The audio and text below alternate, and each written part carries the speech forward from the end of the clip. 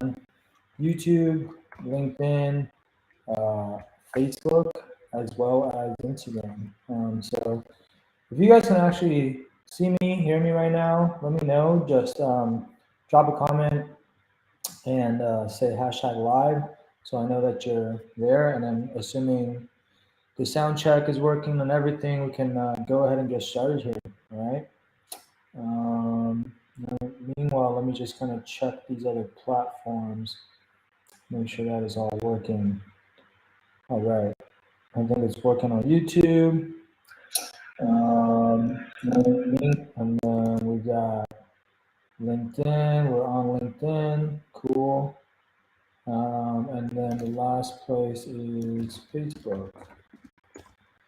All right, cool. So guys, while I'm setting this up, what I really want to do today is talk about the summer 2023 investment banking recruiting process, which for those of you who haven't been paying attention, has officially kicked off. I would say, I mean, some banks I think have had applications open for a while, like RBC Capital Markets had applications open all the way back in like October of last year.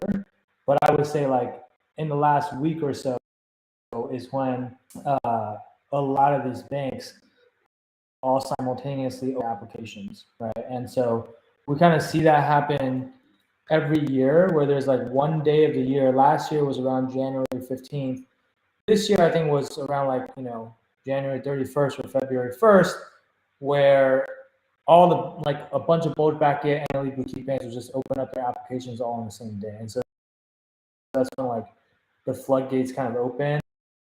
That's when like things are really trying to heat up, right? So wanted to just like get on here and talk to you guys about the summer 2023 recruiting process. I'm sure a lot of you, especially if you probably have questions around what you should be doing at this point in time in order to be successful for this process. I think, if I were to guess, a lot of you probably are also caught a little bit off guard because this happens every single year. There's a bunch of students who, weren't expecting things to start so early. And then, when things actually start, they kind of freak out a little bit because they're feeling very, very behind, right? So we'll talk about all that, and, let's talk about a way for you guys to go through the preparation process as efficiently as possible.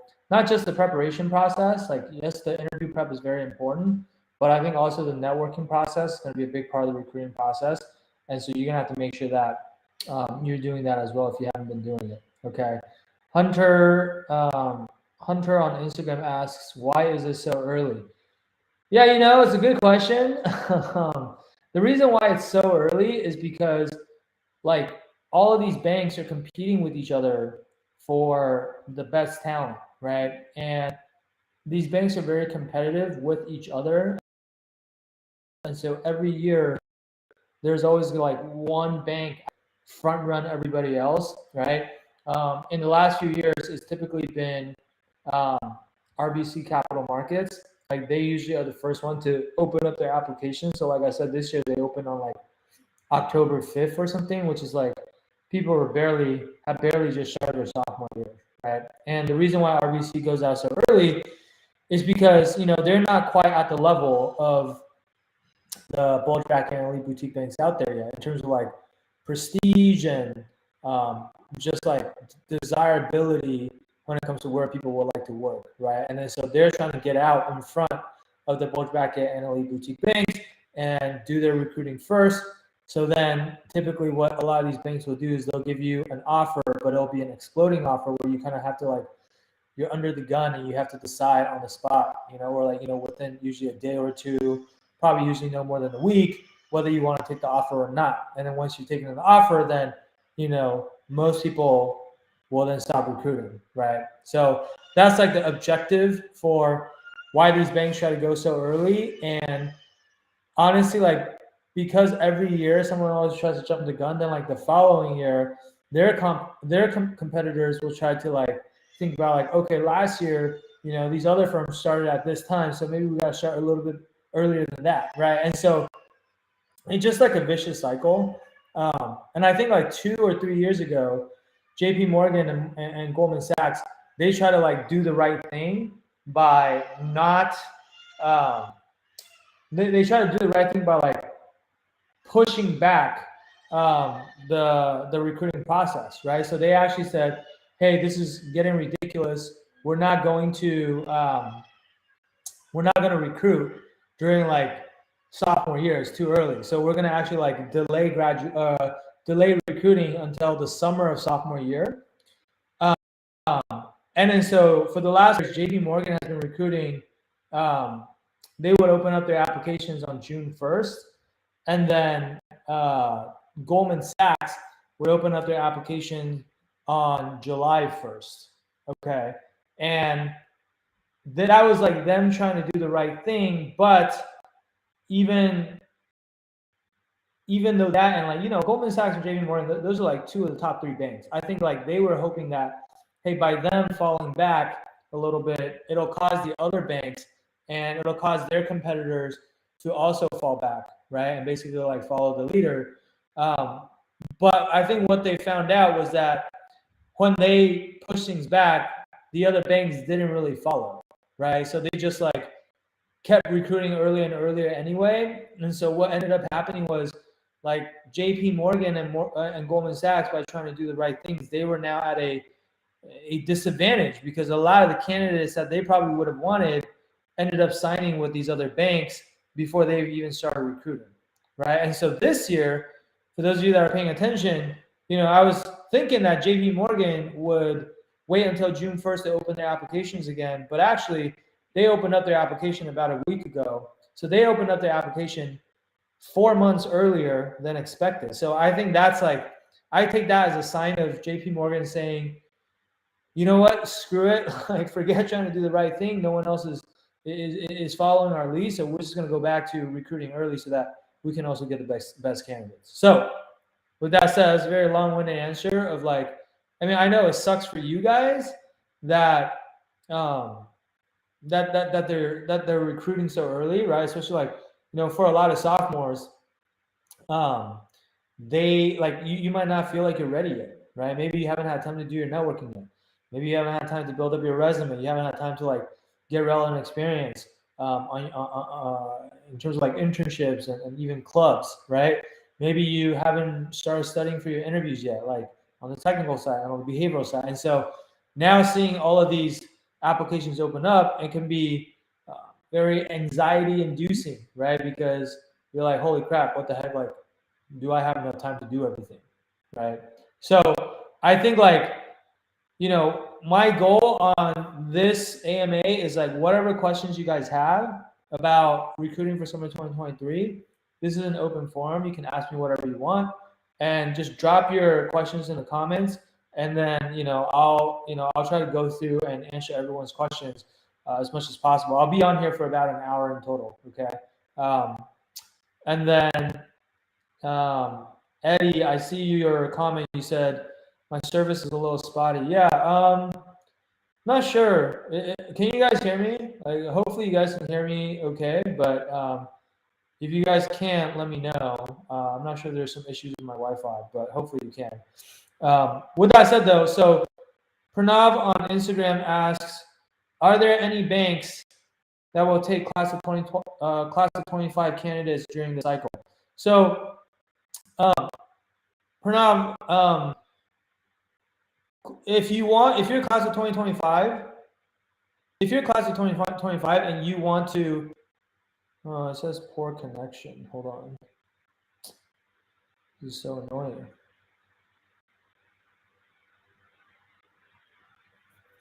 Okay, let me see if that's coming back. Okay, there we go, we're back. So if you're class of 2025 and you're trying to recruit for class summer 2023, then that's going to have to be like a sophomore summer internship for you. Okay, let me see if this is better. Okay.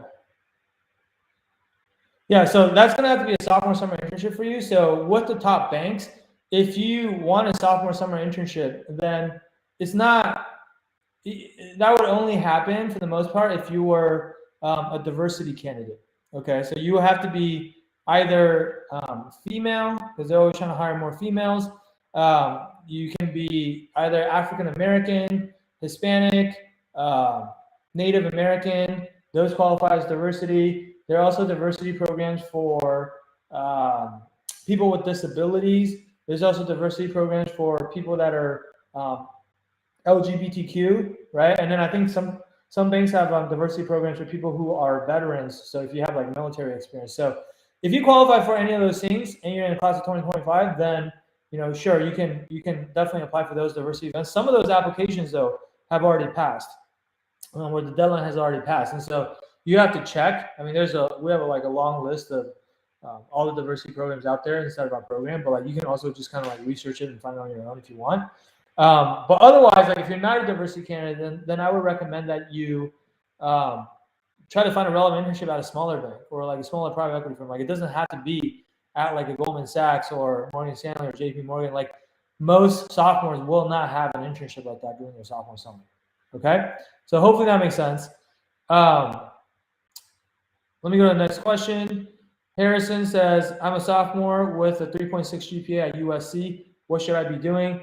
Yeah, so I mean, look, regardless of your GPA or your school, there are 4 main things that you need to be focusing on if you want to do well in recruiting. Okay, and so and I'll list them in order, like in terms of like order of operations.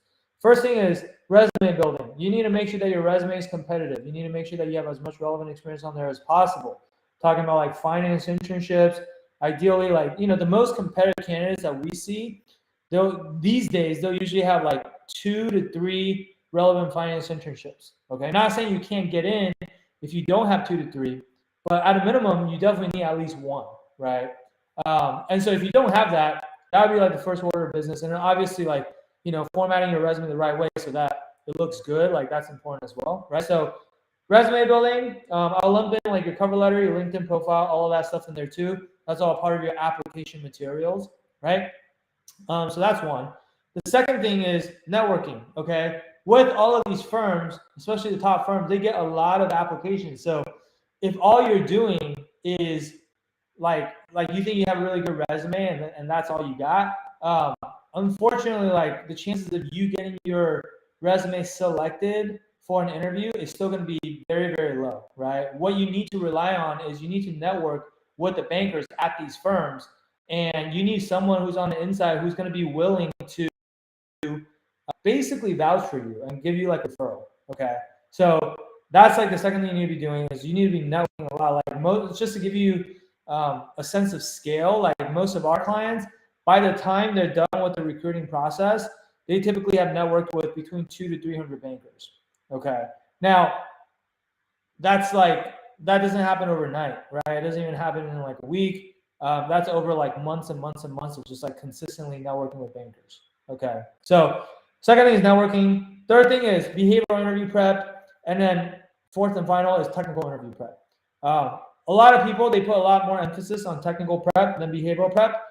This is a mistake, okay? Because while you do need to know your technicals, that's more of a check the box type of thing where like by the time you get to a super day, all of your competition, if they're like actually worthy of being your competition, like they're all going to know their technicals too, right? So at the end of the day, like when you get to that final stage, the thing that's going to set you apart or help you get the offer over the other students is not going to be because, oh, you're so much better at your technicals, okay? Technicals can be the thing that gets you eliminated if you don't know it, but the behavioral interview is the thing that's going to set you apart from your competition because everyone's going to have different stories. That's where you can really stand out from your competition, especially for someone like you. Like, let's say you go to USC, which is more of a semi-target school. Could be a target school on the West Coast, but like in general, I would say it's more of a semi-target school. Like for you to be chosen over like maybe the next guy who goes to, I don't know, an Ivy League school like Harvard or Wharton or whatever, like you need to give them a good reason to do that, right? And the best way to do that is like because you have better stories than the other guys, right? So behavioral interview prep is really important. Behavioral interview prep will also have a large impact on your networking success, okay? So a lot of people think of networking and interview prep as like two separate, discrete things, but in reality, half of your networking conversation is going to come down to you answering behavioral questions that the banker's going to ask you, right? The other half is you asking them questions. And so like you have two goals during networking. You need to impress them, they need to think you're an impressive candidate, first and foremost. And then secondly, if they think you're impressive, they also need to like who you are as a person. Like, do they like you as a human being? Do they actually want to work with you, right? And if you can check both of those boxes, that's when like they'll be willing to go out of their way to actually help you and refer you, right? And so like without having like good behavioral answers prepared, it's going to be really, really hard for the banker to just like you as a person, right? And so that's the importance of that. Okay, so anyway, those are the four main topics that you really need to be working on. You need to check all four boxes. Okay, that's the important thing. Like, if you're only good at 3 out of the 4 or whatever, like I always tell people this, you're gonna go as far as your weakest link allows you to go, right? If your resume is not good or your networking is not good, then that's gonna prevent you from getting as many interviews as you should, right? Or it might prevent you from getting interviews at all, right? And if you can get interviews, but you're either not good at your technicals or your behavioral answers don't really stand out, then that's going to prevent you from passing the interview, right? So none of these things are optional, so just keep that in mind and make sure like you have to basically juggle these 4 areas along with also keeping your grades up in school. So there's going to be a lot of stuff that you have to juggle. And so like sophomore year, it's going to be really, really busy, or the remainder of this sophomore year, it's going to be really, really busy for those of you who are going to be recruiting. And then like potentially even into the first half of junior year, if you aren't able to secure an offer before that, okay? Let me keep going. Zach Freeman asks, what can we do during the semester in order to secure an internship without any relevant work experience? Yeah, so Zach, like, honestly, like that's something that people get stuck on all the time, is like kind of the chicken and the egg problem. Like, hey, I know I need to get a relevant internship. If I like don't have any relevant experience in the first place, though, like no one wants to hire me, so how am I supposed to get relevant experience, right? So what I would say is like, honestly, like if you want to work with us to like help you get that first relevant experience, like that's like something we do for our clients on a regular basis. On average, for someone coming in who has no relevant experience whatsoever, we can get you like a highly relevant internship that's part-time that you can do during the semester for like anywhere from like 10 to 20 hours a week. Like you can negotiate that with the firm based on how much bandwidth you have, right? Like if you're really busy, maybe it's closer to 10, right? And it'll be a highly relevant internship, typically at a small private equity firm or a search fund or something like that, where you're actually helping them find companies to acquire. So you're basically doing M&A work, which is why it's highly relevant, right? And you can like a lot of times you can do these internships remotely, and so it's not affected by COVID. Also, it's very flexible. Like you don't have to go anywhere; you just do it from school. You can like fit it into your schedule during your downtime. So it's like it's a really great way to like get your foot in the door. And we've been able to do this for like 100% of the people that needed our help doing this. Like pretty much every single person that comes in that has no experience and needs help getting their first internship, like on average, we can get you something in like 2 weeks. Okay, some people take a little bit longer, some people take a little bit shorter. But like if you're doing the work that we asked you to do, like we're gonna lay out all the instructions for how to do it. It should take no more than 2 weeks. So like it's almost mid-February now. Like theoretically, you have something by the end of February, right, or earlier, and you do that for like the rest of the semester, which would be like 2 or 3 months. And that should give you a resume a boost. And of course, like you could also find something for your sophomore summer. So then that way, like you have this internship spring semester, you have another incoming internship for your sophomore summer, and that should make your resume a lot more competitive. Okay, so hopefully that helps. Reach out to us if you want help with that. You can go to www.wallstreetmastermind.com/apply. Okay, streets abbreviated to ST. So wallstmastermind.com/apply. Okay, let me come back over here to some of these other questions. So Seth on YouTube asks, how different are the recruiting timelines for cities like Charlotte, Atlanta, or Houston compared to NYC? Yeah, so in my experience, there are slight differences, but it also changes from year to year.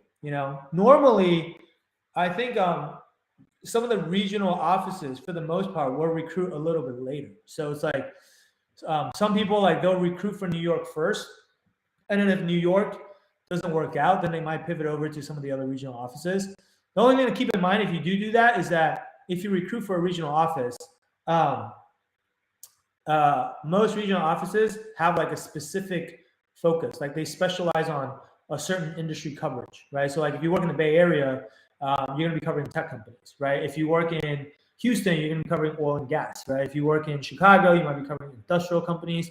And then like Los Angeles is usually like, gaming and lodging and some real estate, right? And I think some media too, because Hollywood's right there. Not sure about like Atlanta. I mean, Atlanta is like a pretty minor city in terms of investment banking presence, I think, but I would think like sometimes that's like more like a regional coverage of like you're just covering the South, right? And then Charlotte, I think is actually like headquarters for some of the banks, like Wells Fargo. I think it's headquartered out there, and I think like Bank of America also might have a headquarter office out there too. But most of the other firms, I think typically if they're in New York, they're not going to be in Charlotte. Okay, so hope that helps. Mukundan on YouTube asks, working at a tier 1 firm in California more valuable than working at a tier 2 firm in New York? I mean, look, that's subjective, right? I think depending on your definition of tier 1 versus tier 2. Typically, my definition of tier 1 is bulge bracket or elite boutiques. And in tier 2, I would say are like middle market banks, right? Like, so bulge bracket and elite boutiques are like the top 20 banks. And then middle markets, I would say are like, the next 30. So like I would say the top 50 banks, right? And so if the question is like, hey, is it better to work on the West Coast at a bulge bracket or elite boutique bank than to work on the East Coast at a middle market bank? Depends, but I would say, yeah, probably, most likely, right? More valuable, like, it depends on how you're defining valuable, right? I think like the pay is going to be slightly higher, especially if you're at elite boutique. Exit opportunity is going to be better. But again, if you're working in California, like you're most likely working in either tech or healthcare if you're in the Bay Area, or you're working on, gaming, lodging, or real estate, or maybe some media if you're down in LA. So depending on like if that's something that's of interest to you, right? Like if you're not interested in those industries, then that might not be something that you want to do, right? So I think there are like puts and takes, right? Like there's trade-offs that you have to make, if that makes sense.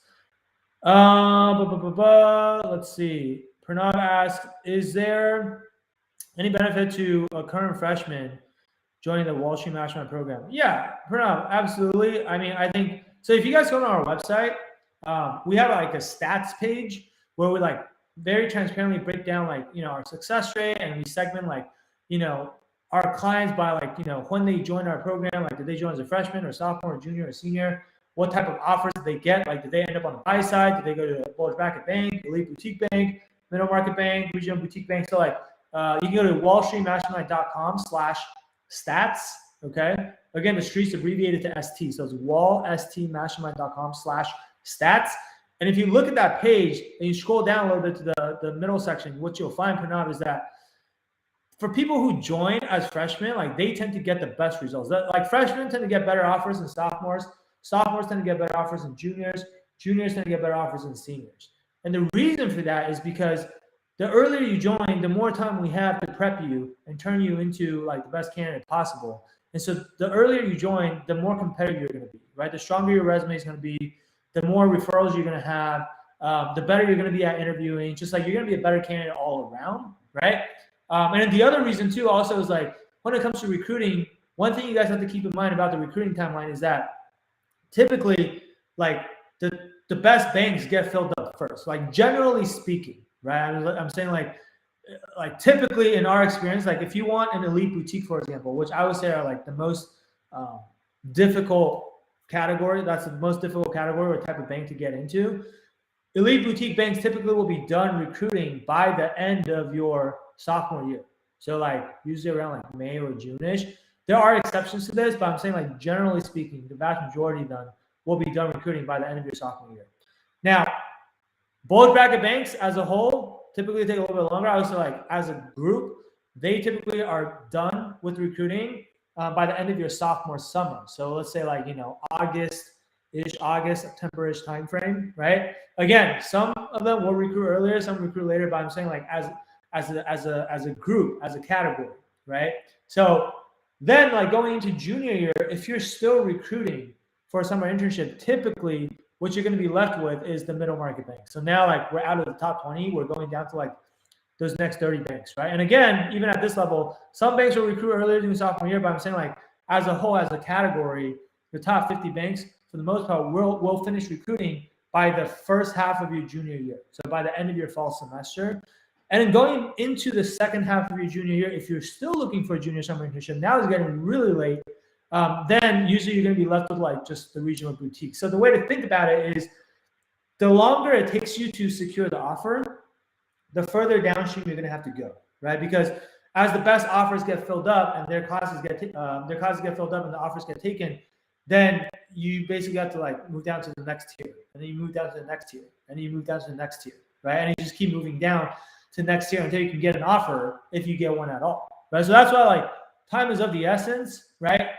Even if you're listening to this right now and you're a freshman, like recruiting, like the summer 2024 application process for you will probably start opening up in like the next 10 months or so, possibly even earlier than that. Like I said, RBC this year opened in October, which will only be 8 months away, right? So like you really don't have like as much time as you think. Like what I would tell you is like I've never met a single investment banking candidate who tells us like, oh, I feel like I have so much time to do all the things I need to do. Like usually people are saying like, oh my God, I wish I had more time, right? And so like the way to combat that, to have more time, is to one, either start earlier, or two, like have a more efficient approach, right?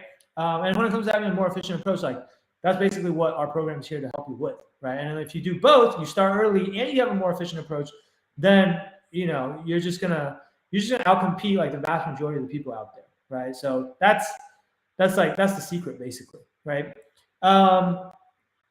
Philip on LinkedIn asks, biggest networking tip. Yeah, I mean, Philip, so there's so much that I could go into when it comes to networking, but I would just say that most people, I'll give you like a high level piece of advice. Most people, when they're networking, they're not being very deliberate about what they're doing. Like most people think networking is just like, oh yeah, let me like reach out to some alumni, send them a message on LinkedIn or send them an email, and then ask them to have a conversation with me. And then if we're able to have a pleasant conversation, then hopefully, after that, they'll remember me when I apply, and then they'll just like pull my resume out of the stack. Hopefully, right? Fingers crossed. That's like a lot of people's approach, right? In reality, like you got to be a lot more strategic and a lot more tactical than just like what I just described, right? Like when it comes to networking, there's two primary challenges, right? You got to understand, like for the most part, you're networking with people who are total strangers. They have no obligation to help you, right? And so if they're going to help you, it goes back to what I said earlier, which is you have to first get some FaceTime with them, either on a call or an in-person meeting. And you basically, if they agree to that, you have like, usually 20 to 30 minutes to make a good first impression, right? You gotta like impress them, make them feel like they're qualified. A large part of that is like, how good is your resume, obviously, which is why I said earlier, like we work on the resume typically before we start networking. And then the other part is like, can you get them to like you as a person? Like, did you hit it off, right? Are you able to build strong rapport with them, right? And so like those are the two goals for your networking conversations. But also like before that, like really like we think of networking as a funnel, right? At the top of the funnel is like, who should I be targeting in the first place? Like most people, they just say, oh, I'm just gonna like reach out to the alumni from my school. And like that's all they do. Like alumni from your school, you should absolutely reach out to them, but that's like the low-hanging fruit, right? And everyone else from your school is also gonna be reaching out to the exact same alumni, right? And not to mention, like if you go to a non-target school or even a semi-target school, you might not have that many alumni that you can even reach out to in the first place, right? So when you fill in the top of the funnel, like what we have our clients do is like, you gotta, yes, like reach out to your alumni, but you gotta do a lot more than that, right? You gotta fill the top of the funnel with as many high quality leads as possible. And then when you get to the next step of the funnel, it's like, okay, how do I reach out to these leads in a way that's gonna get them to be responsive to me? Because they get a lot of these networking requests from different students. Like if you're not like crafting your email in like a professional yet concise way, and if you don't give them a good reason for why they should talk to you and not the other guy, they don't have time to talk to every single person, right? A lot of times, like they might not even read your email, right? So how do you get them to actually read your email, and how do you get them to actually be responsive? Like a lot of people say, oh, I've been sending out all these emails to bankers, and like no one's responding to me. Well, typically if that's happening, like it's because there's something that you're doing that you're not doing correctly. right? Sometimes it's like your email is poorly drafted. Sometimes it's like your resume sucks, or your LinkedIn profile shows that like you have no relevant experience and you don't look like a qualified candidate, and so people don't want to talk to you because it's going to be a waste of their time, right? So there could be different reasons for that. And then like if you get them to respond to you and they actually agree to talk to you, then it's like, okay, what do I actually talk to them about? Again, going back to what I said earlier, half the battle is what type of questions should I be asking them, right? How do I ask intelligent questions? How do I keep the conversation flowing so that's a good conversation? It doesn't feel forced. It doesn't feel like an interrogation, right? Because a lot of people, their networking conversations turn into kind of this interrogation where they have a list of like 5 to 10 canned questions that they came in prepared to ask, and they just like go down the list regardless of what the banker's saying, right? That's not a conversation. That's not how you would talk to a friend, right? So part of it is like, how do you ask the right questions? And the other half of it is like, how do you answer the questions that they're asking you? Right. And so again, this goes back to like your behavioral interviewing skills. I mean, sure, like sometimes they can ask you technical questions too, but like in my experience, that's pretty rare. Okay. So like the vast majority of the time, they're not going to start grilling you on your technical knowledge on the spot. It can happen. I'm not saying it never happens, but statistically speaking, more often than not, it's going to be mostly behavioral. So like you have to know like, okay, how do I have a good conversation? And then after the conversation, like there's one last step that most people just like completely neglect, which is like, how do you follow up with them? How do you nurture that relationship? It's like, it's not just like a one and done where it's like, okay, I talked to this guy. Now, hopefully he'll remember me. He'll help me. Like, he's not going to remember you. Like, you're just not that important, right? Like, they're super busy. They're working 80, 90, 100 hours a week doing, huge deals. Like, you are very, very low on his priority list. So like, how do you stay on their radar? How do you like, even if you made a good first impression, how do you make sure that they don't forget about you? And how do you make sure that when the time actually comes, they're actually going to help you or do the thing that you want them to do, which is give you the referral, right? Because you can't just like come out and directly ask for a referral. Like that's bad etiquette, right? So long story short though, like there's multiple steps to the networking process that you need to be thinking about.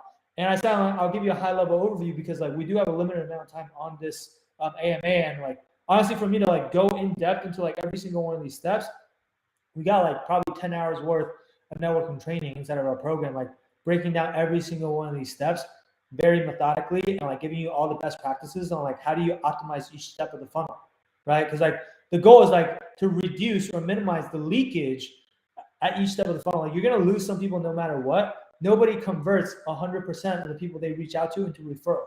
But the question is like, what is your ultimate conversion rate is gonna be, right? A lot of students that we talk to, we collected a lot of data on this. Like when people jump on calls with us and we ask them like, hey, how many bankers have you reached out to so far and how many of them actually ended up referring you? Typically, we hear a number in like the 1 to 3% range, which is like very, very low, right? Think about like 1% means you reach out to 100 bankers and out of that, you get one referral, right? I mean, if you only have one referral, that's probably only at one bank, right? If you're applying to all the bulge back end lead boutique banks, that's almost 20 banks already, right? So like the key is not just like people always say, oh, networking is just a numbers game. Like, yeah, it's a numbers game, but you don't want to just like brute force and say, oh, let me just go talk to more people. Let me just go talk to like thousands and thousands of people. You can do that, but it's going to suck up all your time. And that there's an opportunity cost because that's going to take away the time that you have to do other things. It's going to take away from the time you have to like raise your grades. It's going to take away the time that you have to prep for interviews. It's going to take away from the time that you have to do internships. Like networking is only one piece of the puzzle that you need to focus on, right? So if you can increase your conversion rate, then you can reach out to a lot fewer people, but still get to the same number of referrals that you need, right? Like if you convert at 10% instead of 1%, 10% is not like an unreasonable number, right? But now like you just 10x your conversion rate. So you can do 1/10 the amount of networking and still get the same results, right? Like that's what you need to be focused on doing or figuring out, okay? Hopefully that makes sense. Philip, Mohammed asks, sir, how do I get in touch with you to work on my internship search? Yeah, Mohammed, if you guys want to work with us, it's by application only. We don't work with everybody.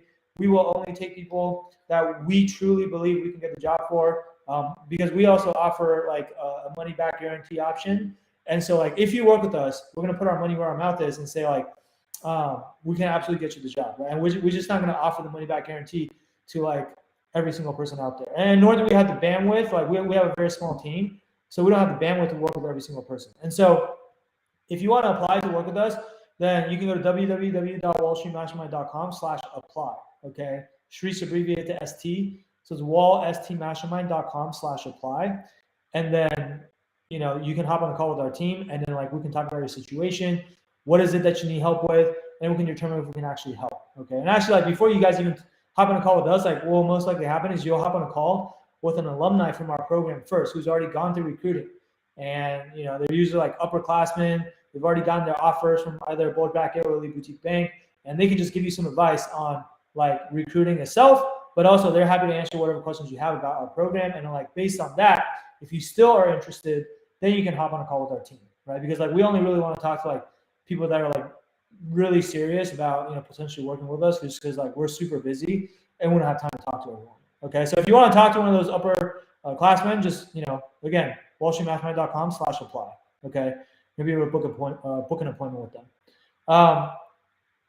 Jay Bennis asks, what bracket is State Street Corp considered? Never heard of State Street Corp actually, so I don't know what bracket that is, but definitely not a bulge bracket, elite boutique, or middle market bank. Is that even an investment banking, or do they do something else? Or is that more like an asset management firm? But anyway, like I've heard of most of the reputable banks out there, and I've never heard of State Street Corp. So let me come back to LinkedIn. Colby Corson asks, when will we typically start to hear back about first rounds? Colby, it really depends on the firm. I think like for the most part, like if I go off of last year, the earliest interviews that we saw clients go through was probably like, you know, late February, early March were probably the earliest. Now I would say like if you are going for the diversity program, then it would be even earlier than that. But I'm talking about like for the regular process, for the vast majority of you that don't qualify for diversity, I would say like late February, early March-ish. I do have a client that he somehow already got an interview coming up in, I think, about a week with Mizuho for summer 2023. Like he kind of networked his way into that. So, you know, but I don't know, like things are definitely starting. It's impossible to like predict exactly when you'll hear back. I think like what I would advise you guys to do is focus on the things that you can control or that are within your control, right? What you can control is like, how do you get yourself ready as quickly as possible, right? Because you never know when the interview is going to come. And the worst thing that you can do is when you actually get the interview, if you're not ready for the interview and then you just botch the interview, like that's a precious opportunity that you just wasted, right? So based on where we're at in the recruiting timeline, like I would say like any free time that you have right now, like I would be dedicating that to recruiting prep. You should either be like doing an internship or networking or you know, doing the interview prep, like something that's getting you closer to your goal. And if you're not doing one of those things, like you probably shouldn't be doing it at all, right? I mean, keeping your grades up in school too, obviously, but you know, like I said, in your free time, as in like after you fulfilled your obligations as a student, right? Matt Zinn on YouTube asks, what advice would you give in terms of 2022 internships? No preference on tier, IB/PE. Matt, if the 2022 internship for you, I'm assuming you're a sophomore, so if this is like a sophomore summer internship, then I would say, you know, kind of like I said earlier, right? Like you can either a regional boutique investment bank or like a small private equity firm / search firm. Like those are typically our favorite option because they're the most relevant, right? And so when it's like, what advice would you give? I'm not sure, like, you might have to be more specific with your question. But I think like unless you're a diversity candidate, which most of you are not, but unless you're a diversity candidate, you kind of have to just target some of these smaller firms. I guess one piece of advice I could give you with these smaller firms is that a lot of these smaller firms with like the regional boutique IBs or with like the even small private equity firms or search firms, like they're not going to post their jobs on like LinkedIn or Glassdoor or, you know, all of these major job sites that people typically go to look for these internships. So like if that's all you're doing, typically I don't see underclassmen have a lot of success looking for jobs that way because one, a lot of those jobs are targeting juniors and seniors. They have more experience than you. And also typically like if some of those major job sites, there's going to be a ton of competition, right? So really like the right approach is like, if you're targeting these smaller firms, is like you have to be able to network your way in, okay? And also again, because a lot of them aren't posting the jobs that they have available, like if you don't network with them, you won't actually know if there's a job available or not, right? And so like a big part of like what we're teaching our clients when it comes to networking too is like how do you go out and network your way into these jobs? Like part of it is, yes, network for your junior summer internship, but also for a lot of your earlier opportunities, your earlier internships that you want to build up your resume with, you're gonna have to like be a good networker for those as well. Okay, so hopefully that makes sense. Christian on YouTube asks, do sophomore spring grades matter? Actually, let me back up. Max says I'm a junior. Okay, so if you're a junior and you're still looking for a summer 2022 internship right now, then like I said earlier, at this point, because you're in like the second half of your junior summer already, then most, if not all, of the bulge bracket, elite boutique, and and middle market banks are done recruiting already, right? I mean, like, I guess like exceptions to that would be like like the other day, one of the top 3 banks, they had someone renege on an offer, and then so a spot opened up, so they're looking to fill one last spot, and then so we'll hear about stuff like that through our network, and then so we tell our clients about it, and then like now some of the juniors that are still recruiting, they're now applying for that job, right? This is like one of the top groups at one of the top banks actually. So like this late in the process, usually you're not going to find that type of opportunity, but the best thing you can do is try to get into the best regional boutique, or a private equity firm is fine too, but either a regional boutique bank or a private equity firm, try to get into the best one that's left, right? And when I say the best one that's left, like, because there's like thousands of regional boutiques out there, the quality of the regional boutique, there's a much wider variance. So if like bulge bracket and elite boutiques are tier 1 and middle market banks are tier 2, I would say like regional boutique could be anywhere from like tier 3 to tier 10, right? And so like, one, you have to be able to like vet them and figure out like, hey, is this firm closer to a tier 3 or tier 10, right? Or like somewhere in between. And then typically what I recommend people do is like, you want to start from like the highest quality bank that's still left, that's still recruiting, and work your way down the list. Because most likely what's going to happen is you're going to, whatever internship you get for this summer, at the end of the summer, you might still want to recruit again for full-time. But if you want to recruit again for full-time, it's going to be a lot easier to go from like a, say like a tier 3 bank to a tier 2 bank, or a tier 3 bank to a tier 1 bank. That's a lot easier to do than like if you start out at a tier 7 bank and you're trying to go to like a middle market or a bulge bracket or a boutique bank. Like that jump is a bit too far, right? And so the goal is like get into the best firm you can out of the ones that are left.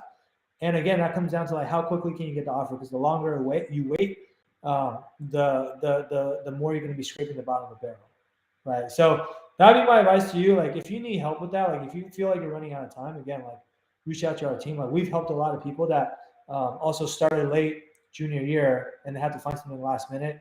And then like what we'll do is like we'll get them the best thing possible, and then we'll help them recruit again for full time so that they can convert that into one of the top banks. Okay, so it might have to be like a 2-step process for you. Okay. All right, hopefully that helps, Max.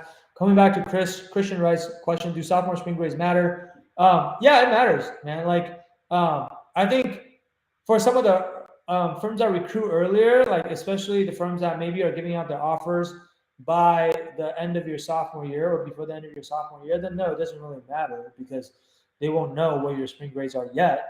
But like, there's no guarantee that you'll secure an offer before the end of sophomore year, right? Typically, if you do, then that's great. But like a lot of people are still going to be recruiting into like sophomore summer or sometimes even into like junior year. And so like, if you're still recruiting at that time, then yeah, they are going to look at your sophomore spring grades.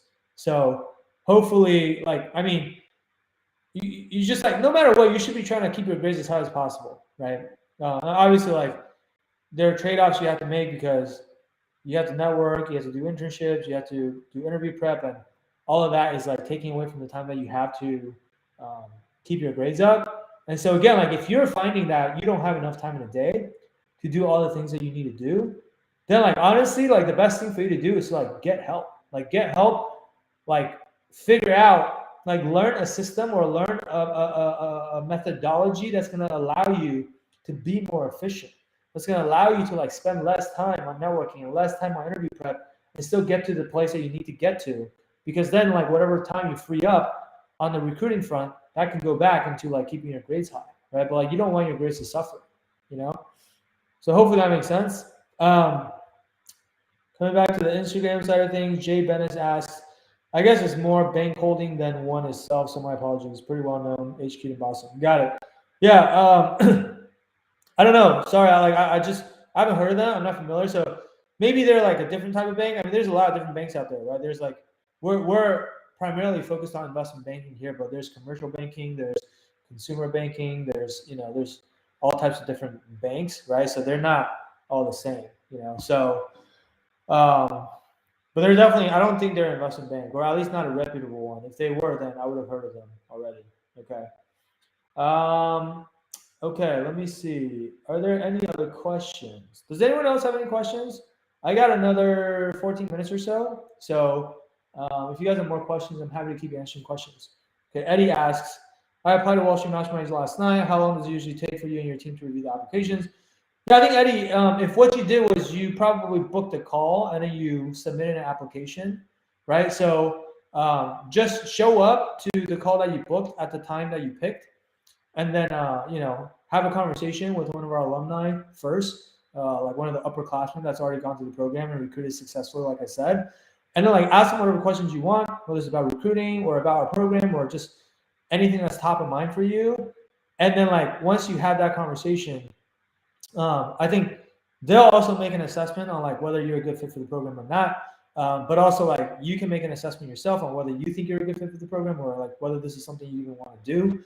And then from there, if it is, then we can have another follow-up call for you and our team, or possibly with myself or someone on my team. And then, like, on that call, we will have the final decision on whether it actually makes sense for us to work together or not. So there's, like, I guess since you already applied, there's basically like 2 more steps left before we kind of get to that point. Okay, so I don't know, like, when your call is booked for, but once you have that call, if you want to keep moving forward, then we can book the follow-up call like pretty much as soon as possible. Usually, like, it'll be a day or 2 out, but depending on how booked our calendar is. Okay. All right. Who else has questions? If you guys have questions, feel free to drop it in the comment section, and I'll try to answer as many as I can. Eddie says, "Great, thank you." Yeah, no problem. You're welcome. Anyone else got questions about summer 2023?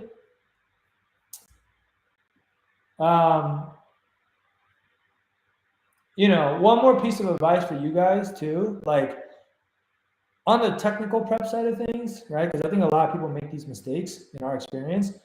So on the technical side of things, what you do not want to do when you go about the preparation process is you do not want to just like pick up one of the popular interview guides like Wall Street Oasis or Breaking the Wall Street 400 Questions Guide.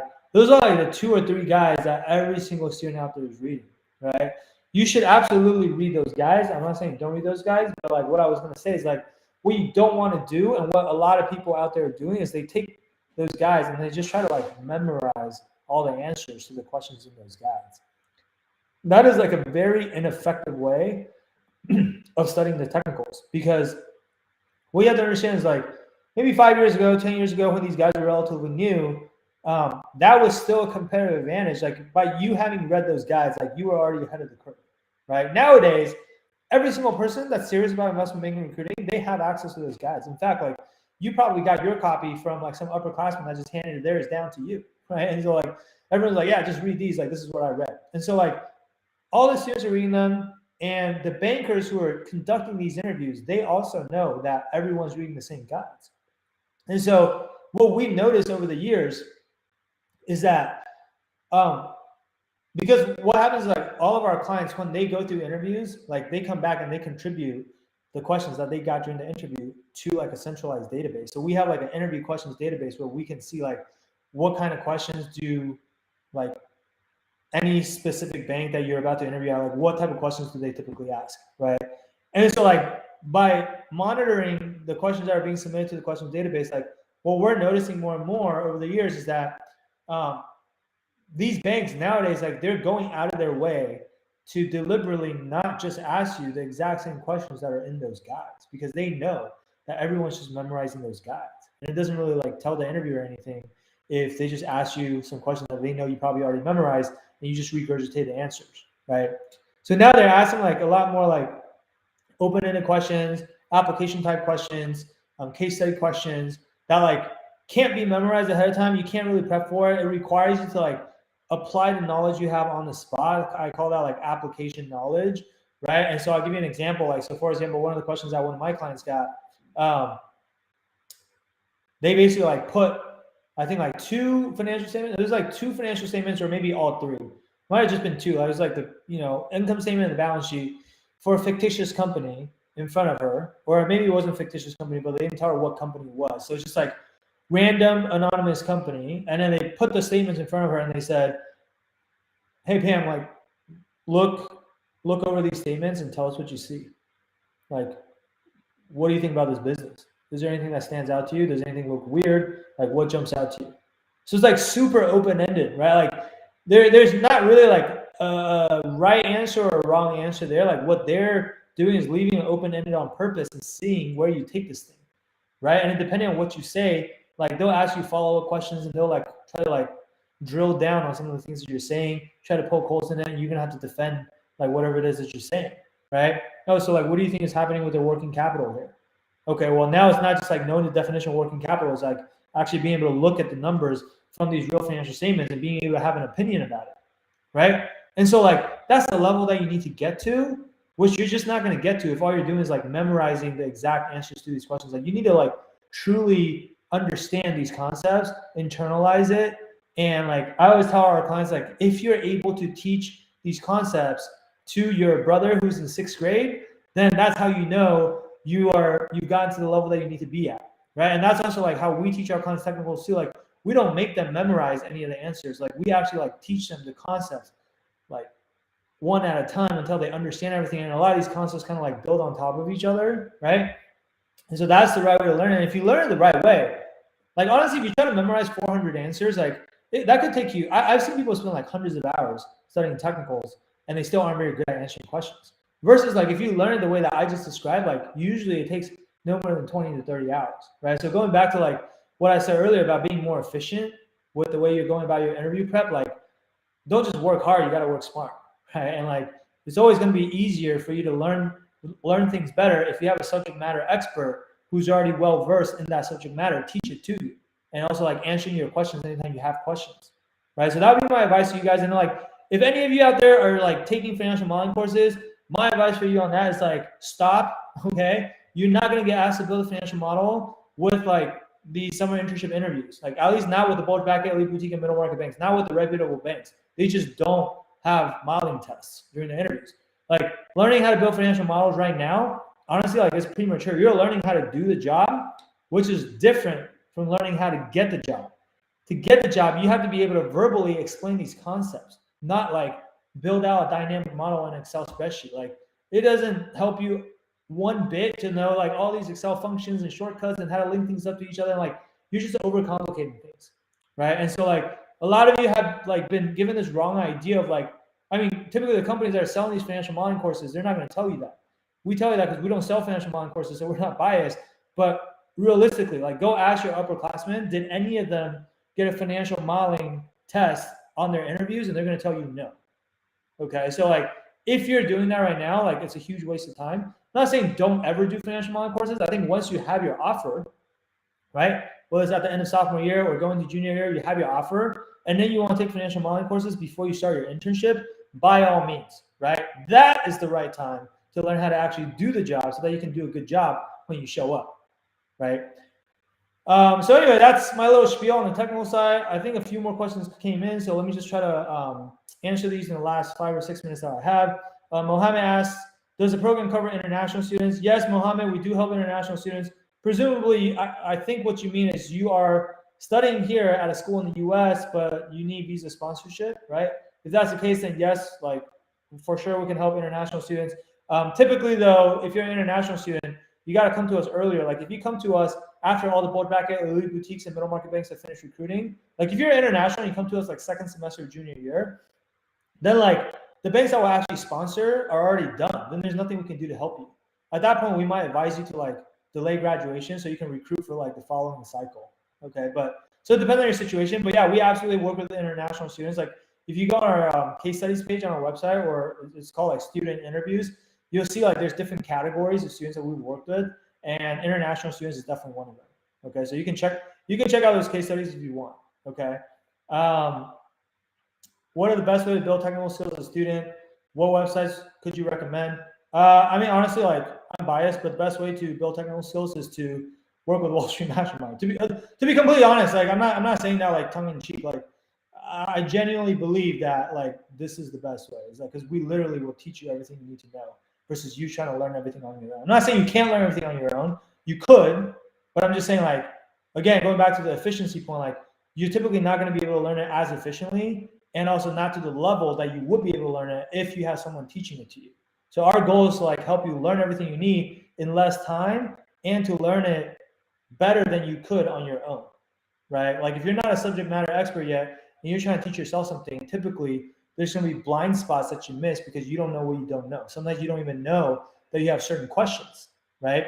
And so that can be a big hindrance, okay? Inside of like Wall Street Mastermind, like not only are you learning this stuff on your own, but you have a bunch of other people that are also going through the process with you, and you guys are learning it together, and you guys are helping each other. Right? A lot of times you're learning from other people's questions, not just your own, and that's what kind of like helps you cover up your blind spots. Because like a lot of times our clients hear questions that other people ask, and then they're like, "Oh, I would have never thought to ask that question, but like now that I've heard that question, like I actually had the exact same question. Holy crap! Like I'm so glad this other person asked, right?" And so like immersing yourself in the right environment, I think is like also hugely important. Okay. Seth asks, how many references do we need inside a bank? Seth, I would say like at a minimum, one, right? Obviously, like you need at least one person who's willing to refer you, but like also it depends on the quality of that referral, right? Like if you, what I mean by quality is like if you have a referral from a managing director versus like a first year analyst, like the managing director is going to have a lot more influence. And so I'm going to feel a lot better about the managing director's referral, right? Like we've had clients that literally have like gotten interviews just simply from like having like a good conversation with one managing director and they really like them and that was enough to get them the interview, right? The other thing about the quality of the referral is like sometimes, like most of the time, oftentimes you won't know with 100% certainty whether the person is going to refer you or not because you're not like explicitly asking them, but like you can kind of gauge it, right? You can kind of like temperature check it. But like if it's not 100%, like what is your confidence level? Like sometimes based on like certain things they said or based on a conversation you had, you're like, I'm 99% sure that they're going to refer me versus like maybe another conversation you had is like, I'm only like 50% sure. It's like a toss up, right? And so like, I would say minimum one, but like depending on the quality of that referral, like typically what we tell people is like, try to have at least 2 referrals at each bank so you have some redundancy because we've seen time and time again when people thought they had 1 referral at a firm and they still don't end up getting an interview and they're like, wait, what happened? Like I thought I had a referral. Right. So it's always good to have some redundancy so you're not putting all your eggs in one basket. Right. At the same time, you don't need to have like 5 or 10 referrals at the same bank because there's so many banks out there that you need referrals from. Like you have to be able to like diversify and like allocate the limited amount of time that you have to dedicate towards networking. Right. So I would say like 2 referrals, ideally, 2 to 3, kind of like probably like as high as I would go. But at a minimum, you want at least 1. Okay.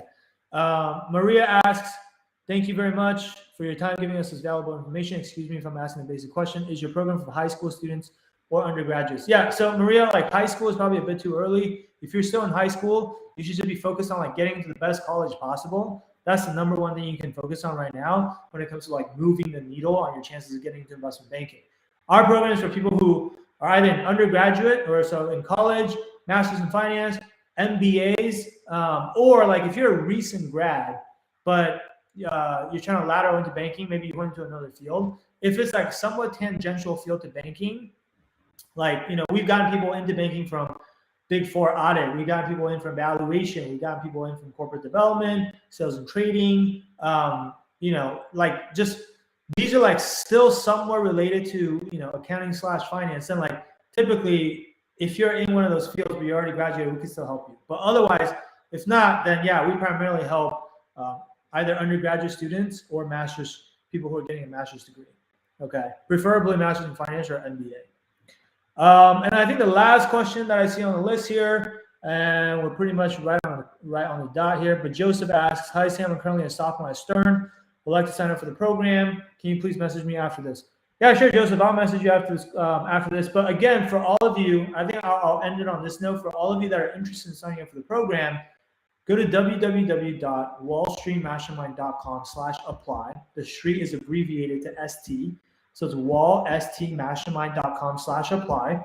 And then you can book a call with an alumni that's gone through our program. Most of these alumni are already like have an offer from a top bank like Goldman, TMT, Credit Suisse, so on and so forth. You get to talk to them first, have a quick, 20, 30-minute conversation. We call it a virtual coffee chat. You can ask them whatever questions you want. Okay. If you just want to ask them like for recruiting advice, that's fine too, right? Or if you want to ask them about our program, their experience in our program, that's fine too. Like whatever questions you have, bring it to the call, talk to them. After you talk to them, if you still are interested in working with us, then they can help you set up a follow-up call with our team. And then on that follow-up call, we'll kind of like diagnose like, okay, what is your current situation? What are the things you need to work on? What do you feel like you need help with? And can we actually help you with those things? If we can, then, we'll be happy to invite you into the program. If we can't, then we'll tell you why we can't, and we'll give you some advice on what to do instead. Ultimately, the bottom line is like, if we don't feel comfortable offering you a money-back guarantee, we will not invite you into the program, because what I do not want to do is have you invest in our program and not get a job. Okay, so that's how we operate, right? We try to like do right by everyone we work with. And so if that's what you're interested in, or you want to learn more about our money-back guarantee, just go book a call with our team, and we can take it from there. Okay, or alternatively, if you guys have questions before you book a call and you're not sure whether you want to book a call yet, but you just want to ask me a couple more questions, you can message me on LinkedIn. Just send me a DM, or you can DM me on Instagram. That works too. I'll do my best to get back to you guys, because I do get a lot of messages. Okay. So anyway, guys, that'll be it for today. Hopefully this AMA was helpful for you guys. For all of you who are recruiting for summer 2023, regardless of whether you end up working with us or not, I wish you the best of luck. It is a highly competitive process, but make sure you put in the work. Make sure you're managing your time efficiently. Make sure you get help if you need help. And I hope all of you out there get the job that you want. All right. So that'll be it. I'm gonna go pick up my daughter from school, and I'll talk to you guys next time. All right. Bye.